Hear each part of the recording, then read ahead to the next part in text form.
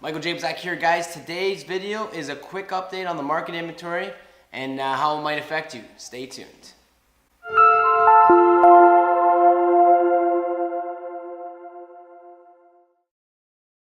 Alright guys, Michael Jacob Zach here. Today's video, like I said, is a quick market inventory update. If you've been paying attention to the news, obviously the big headline right now is sales are down 20% from last May.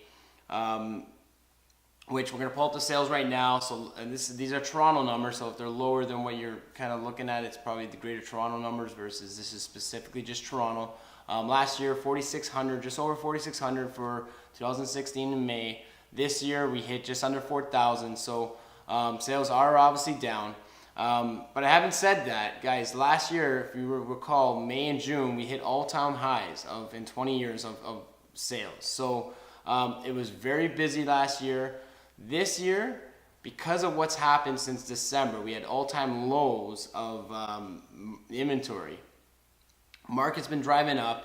Obviously, the media's been eating this up, stating that, hey, market's overvalued and putting fear into a lot of people, which causes people to wait and see how the market plays out. So, and also right now, it's a busy time always because you have schools finishing up, people looking to get into new real estate for the summer to obviously set up the kids in a new school district. Also just kind of not have to move in the winter and just kind of set up for the summer. If people have time off in the summer, allows them to kind of adjust to a new area and do all that. So sales are always typically high right now. You have active listings from last year were 5,900. Right now we're at 5,800. So very similar to last year. Like I said, for 4 or 5 months we had all-time lows.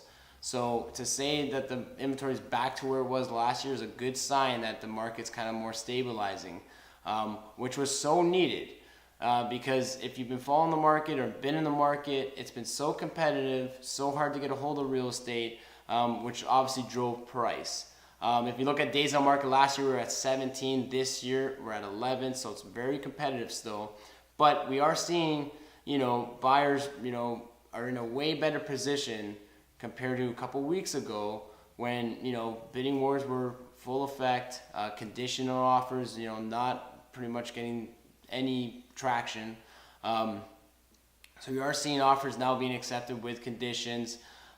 People are expecting, obviously on the selling side, they're still expecting the top dollar for their property, but it's very hard to swallow on the selling side that when your neighbor's house sold for $1 million, just say, and you're trying to take, such a, lower price just because the buyers are pulling back. It's hard to get that through the seller, but there is a gap where people did buy and they were expected to sell fast, they didn't, or for a certain price, that all of a sudden there's a window of opportunity there that you could get, a much, just a better price than maybe sales that happened, not too long ago. So because the market was at an all-time high.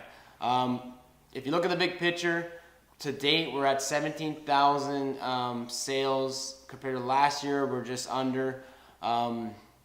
Last year was just under, and the forecast was projecting us to do less sales than last year, so it's a good indication where we're at. Obviously dollar amount's going to be much higher since the market's jumped up so much, but overall great buying opportunity.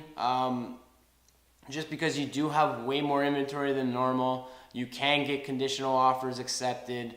Like I said, anytime I'm going to a property, I am getting the listing agent finally following up and seeing how it went, where before you couldn't even get listing agents on the phone because they're too busy and just worrying about the next sale. So it's a great time to be looking at real estate, guys. Like, share. We'll catch you on the next one, all right?